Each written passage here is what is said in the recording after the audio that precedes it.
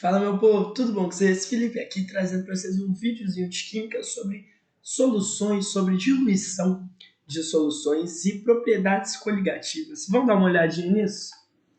Trouxe aqui para vocês três questões. Antes de começar, três questõezinhas para vocês, duas sobre diluição, mistura de substâncias, e uma sobre propriedade coligativa. A gente vai dar também uma revisada em propriedade coligativa. Na diluição e misturas, eu acho que é bem mais eficaz se você fizer questão. Se a gente fizer uma questão, mostrar a linha de raciocínio por trás. Então, já fica ligado nisso para você fazer muita questão para entender de vez essa matéria. Porque sem questão você não consegue. Vamos lá, primeira questão. O ERJ. Para estudar os processos de diluição e mistura foram utilizados inicialmente 3 frascos contendo líquidos diferentes. A caracterização desses líquidos é apresentada na ilustração a seguir. A gente tem um primeiro líquido de HCl aquoso 100 ml e 0,2 mols por litro. Segundo frasco, com água pura, 150 ml. E o terceiro frasco com 250 ml de HI, 0,4 mols por litro. E 0,4 é a concentração, né? Isso daqui vamos estar sabendo. Só que isso é concentração em litro. Você pode pensar que você vai ter, por exemplo, uma parte 1 litro dessa solução e vai tirar só 100 ml. No final vai ficar a mesma coisa. Você vai ter que fazer uma regrinha de 3. Se tem 0,2 mols, coloca aqui, mols, para 1, aqui colocar em litro, para 1 litro, em 0,1 litro vão ter quantos mols? X igual a 0,02 mols. Aqui a gente vai ter 0,02 mols de HCl. E aqui no de HI, o que a gente pode pensar? A gente 0,4, mesma coisa, para 1 litro. E aqui, 250 ml é 1/4 de 1 litro. Então a gente bota aqui 1 sobre 4, x. O nosso x aqui vai ficar 0,4 vezes 1 sobre 4, corta 4 com 4, x igual a 0,1 mol. 0,1 mol. E aqui pergunta, considerando a aditividade. Fala que os frascos foram todos transferidos para um único recipiente. Juntou esses 3 em um único. E colocou tudo de todos e ocorreu a ionização total dos ácidos, ou seja, o HCl virou H+, e Cl-, e o HI virou, como fala? H+, e I-. E pergunta aqui pra gente a concentração de íons H+, em mols por litro a -1. Muito importante vocês prestarem atenção na unidade de medida. Mols por litro. Deixa eu até grifar aqui para vocês. Mols por litro a -1.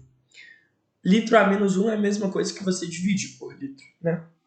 Aí aqui a gente sabe que tá na proporção 1 mol para 1 mol e 1 mol para 1 mol. E se aqui a gente tem 0,02 mols, a gente vai ter 0,02 mols no final. Aqui é a mesma coisa, se a gente tem 0,1, aqui vamos ter 0,1. Já que a proporção é de 1 para 1. Se a proporção aqui fosse de 1 para 2, vamos colocar aqui, se aqui a gente tem 0,02, aqui a gente teria 0,04. Porém, é 1 para 1, então 0,2. E temos que ver também a quantidade de líquido que a gente tem, porque isso daqui é a quantidade de mols H+.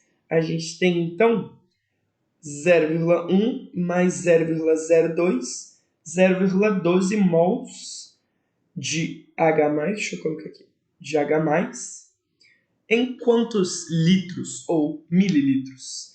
100 mais 150 mais 250, 500 mililitros. Multiplica por 2 em cima e embaixo, para chegar na concentração mols por litro. A gente vai ter, então, 0,24 mols por litro a -1. Nossa resposta, letra C. Facinho essa, né? Vamos lá. Essa questão 2 eu quero apresentar 2 formas de fazer para vocês. Primeiro, mostrando a lógica por trás da questão, e a segunda, utilizando uma fórmula para vocês que vai ganhar muito tempo na vida de vocês. Técnico de química deseja preparar 400 ml de uma substância de NaOH 0,5 mols por litro, a partir de uma solução dessa mesma base do NaOH, com concentração de 80 gramas por litro.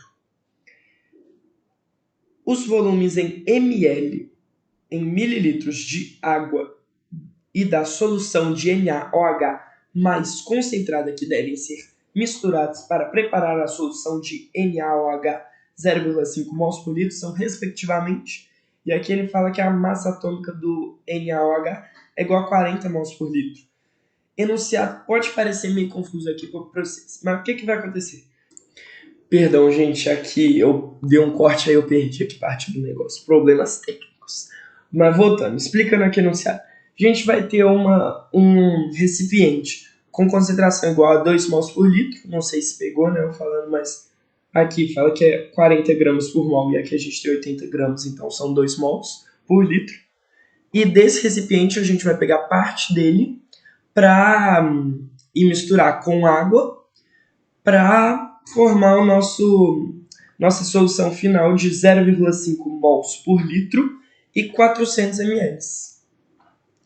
Então, olha, antes de começar, se a gente tem 0,5, uma regrinha de 3 para a gente ver quantos mols de soluto a gente vai ter em 400 ml, para a gente saber quanto que a gente vai precisar retirar dessa nossa concentração, dessa nossa solução mais concentrada. Se a gente tem 0,5 mols a cada litro, deixa eu colocar mililitro aqui para vocês. 1 litro, 1000 mililitros. Mentira, a gente tem 0,5. Em 400 mililitros a gente vai ter X. Corta aqui com aqui, aqui com aqui. Vai ficar 0,5 vezes 4 sobre 10 é igual a X. Aqui vai ficar 2 dividido por 10. Nosso X vai ficar igual a 0,2 mols que a gente vai precisar. Mols, né? Mols também. Sei lá. Mas voltando aqui. E quanto que isso vai ser da nossa solução? Que a gente sabe agora quanto de soluto que a gente vai precisar retirar da nossa solução. Mas quanto que isso é de volume dessa nossa solução? Se agora essa foi a parte 1, quantidade de soluto que a gente precisa. Parte 2 é a quantidade de soluto que a gente vai retirar. Se a gente tem 2 mols, mesma coisa aqui, mols a cada litro, deixa eu colocar mililitros também, né? A cada 1 litro, 1000 mililitros, 0,2 mols a gente vai ter em quantos mililitros? Y aqui, né? Esse 2 pode cortar com esse 2. Aqui vai ficar 10. Vocês concordam comigo? Que é tipo, aqui são 10x e aqui é x. X com x fica 10. Agora, 100, o y ficaria, né, igual a 1000 dividido por 10, que é igual a 100 mililitros. É o volume da nossa solução. A gente pode ver aqui, né, pelo nosso segundo, porque pede respectivamente. Fala que primeiro é de água e depois é da solução. A gente já marca a nossa letra E e, óbvio, né, são 400 ml menos 100, 300. Óbvio que ia dar certo. E com a formulinha? Como que a gente vai utilizar essa fórmula? Deixa eu colocar aqui ela. Que vocês lembram que concentração final vai ser igual à média das concentrações? Média ponderada, né? Que vai ser igual a concentração de A vezes volume de A mais concentração de B vezes volume de B sobre volume de A mais volume de B. Essa fórmula aqui é interessante, vocês guardarem, bem interessante, eu diria. E isso serve para, infinito. Você pode ir somando aqui. Se tiver o de C, colocar aqui, aí tem que colocar o volume de C, né? E ir somando. Só que você olha para a nossa questão e fala, pô, mas eu estou misturando água, a água não tem concentração. Exatamente, a água não tem concentração. Então aqui, ó, substituindo os dados que a gente tem. Nossa concentração final é igual a... Deixa eu até marcar de roxo aqui para vocês terem uma ideia. 0,5 mols por litro. A gente tem um volume de 400 ml. A concentração inicial de 1 é igual a 80 gramas por litro. E a gente precisa saber o volume dele. Ó, concentração final, 0,5 mols. Volume total, aqui, né? Volume total, 400 ml. Vou estar colocando aqui em ml. Vai dar a nossa resposta em ml.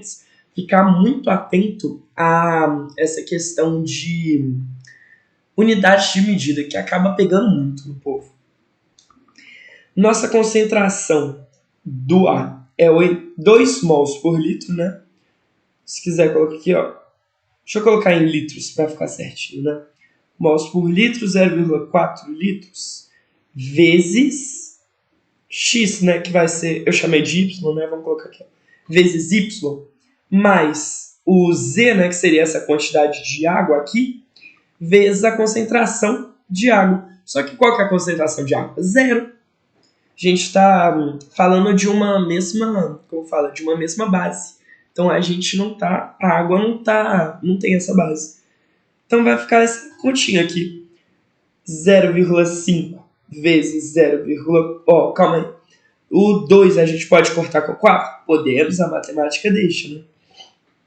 Aqui, 0,2, então, litros, né? O litro dividido com o litro aqui vai cortar. Calma aí. Mol por litro. Não, show! Depois eu faço a análise dimensional com vocês. Aqui vai estar 2. Aqui 0,4. Corta aqui com aqui. 1, 2. Passa para o outro lado multiplicando. 0,1 litro é igual ao nosso Y. Mesma coisa, né? 0,1 litro igual a 100 ml. Chegamos na mesma resposta de uma maneira muito mais rápida. Análise dimensional, né? Aqui para quem quer, a nossa concentração final é mol por litro. Mol por litro igual a mol por litro vezes litro dividido por litro.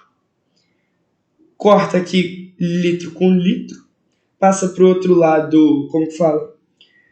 Esse litro aqui passa para o outro lado. Aqui, né, esse litro vai ser o nosso Y, que a gente não sabe. Aí esse litro passa para o outro lado e vai cortar com, deixa eu colocar aqui, mol por litro ao quadrado. Esse mol corta com esse mol, esse litro corta com esse litro, passa para o outro lado, o nosso Y vai ficar em litros, a unidade dele. Análise dimensional muito boa para você matar uma pancada de questão também. Propriedade coligativa, então, temos a tonoscopia, ebullioscopia, crioscopia e osmoscopia. Elas vão estar relacionadas com a dissolução de uma substância não volátil, de um soluto não volátil, em um solvente. As propriedades coligativas vão ser propriedades do solvente. Isso daí é muito legal de ressaltar, né? Porque o povo pensa que é da solução, não, é do solvente. Tonoscopia vai ter a ver com a pressão de vapor. Eu coloquei uma setinha aqui negativa, que a gente vai estar analisando a concentração de soluto. Quanto maior a concentração de soluto, menor a pressão de vapor, maior a temperatura de ebulição, menor a temperatura de fusão e maior a pressão osmótica. Vamos entender por quê? Isso daqui certinho?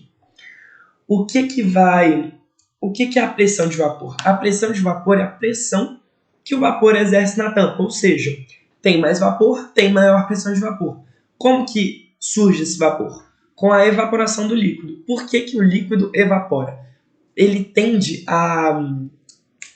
Esqueci o nome, gente. É o grau de desordem, a entropia do universo. O universo tende a ser desorganizado. Isso é muito louco. Se vocês quiserem, tem um vídeo do Pedro Loss, muito doido de entropia, desses negócios assim. Depois passa lá. Olha aí, ó. Fechar colado com o Pedro Loss. Mas... até me perdi aqui. tende à desordem. Então, vai estar tendendo a se tornar um gás, esse líquido. Porém, o que gera a dissolução dessa substância não volátil, desse soluto? Vai gerar uma desordem maior. Então, se já está mais desorganizado, não tem a necessidade de evaporar tanto esse líquido. Por isso, diminui a pressão de vapor. Tem menos líquido evaporando, menor a pressão de vapor. Perdão, gente. Só tomar uma água aqui.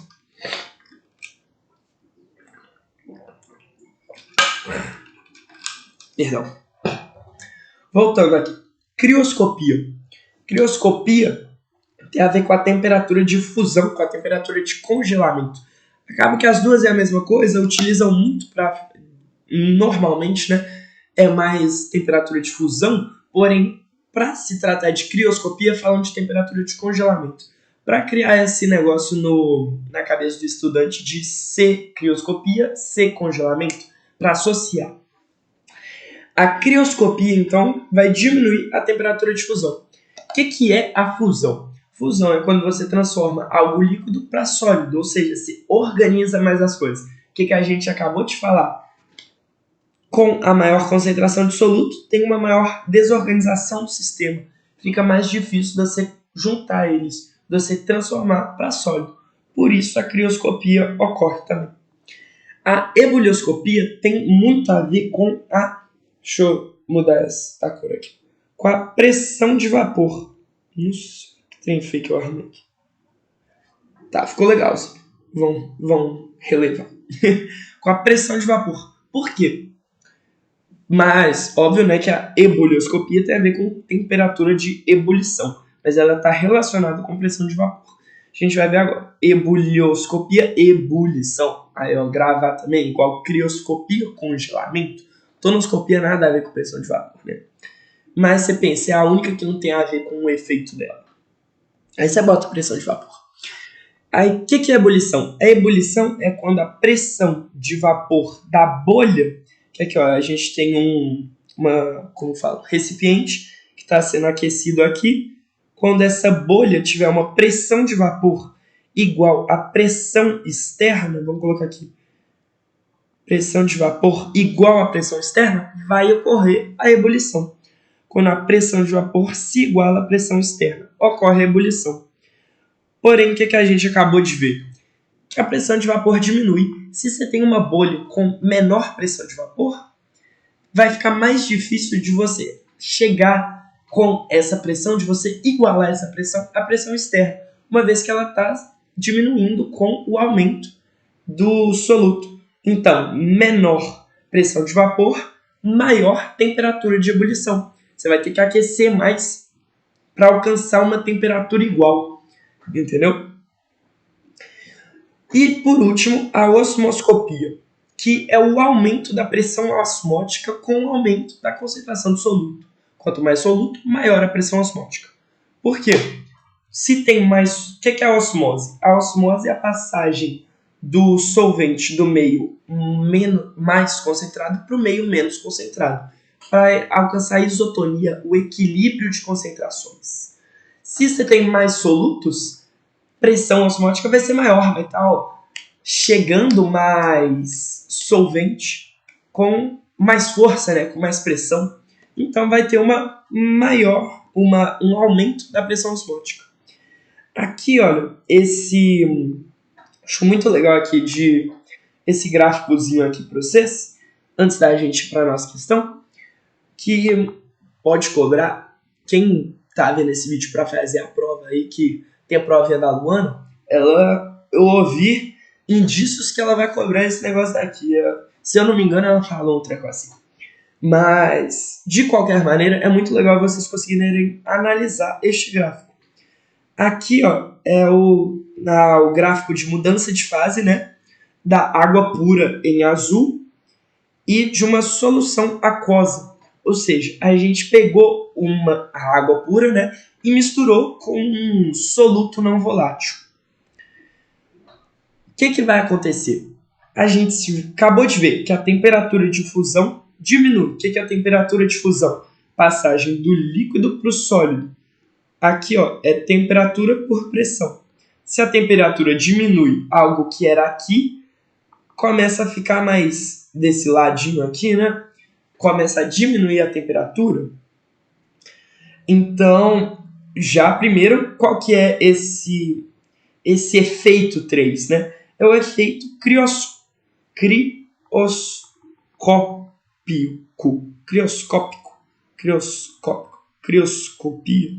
Não tem acento, mas crioscópico tem.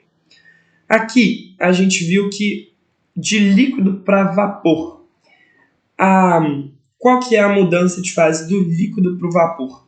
Aqui a gente tem tanto a tonoscopia quanto a ebulioscopia. Vamos analisar a ebulioscopia primeiro? Aqui nesse gráfico, óbvio que não tem como ver a osmose, né? Ebulioscopia é o aumento da temperatura de ebulição. Aqui, olha, a gente está falando de uma mesma temperatura. Olha. Aqui, ó, mesma temperatura. Então, o aumento de temperatura de ebulição vai ter a ver com a ebulioscopia, vai ser a nossa seta número 2. Efeito ebulioscópico. E o que nos sobrou, né, vai ser que é a tonoscopia, já sabemos, mas vamos analisar aqui, ó, tonoscopia. Em uma mesma temperatura, você precisa de você tem uma menor pressão. Diminuição da pressão, que é tonoscopia, diminui a pressão de vapor. Fácil, né, gente? A análise de gráfico assim, você tem que ter muito perspicácia para isso. Mas vamos lá para a nossa questãozinha da Unicamp 2021. Ó, gente, perdão, o áudio ficou aqui meio ruim, aí tô regravando aqui. Em 2020, o Brasil foi impactado com a notícia de que muitas pessoas haviam se contaminado ao ingerir cerveja. Como se apurou mais tarde, a bebida havia sido contaminada por dietileno-glicol.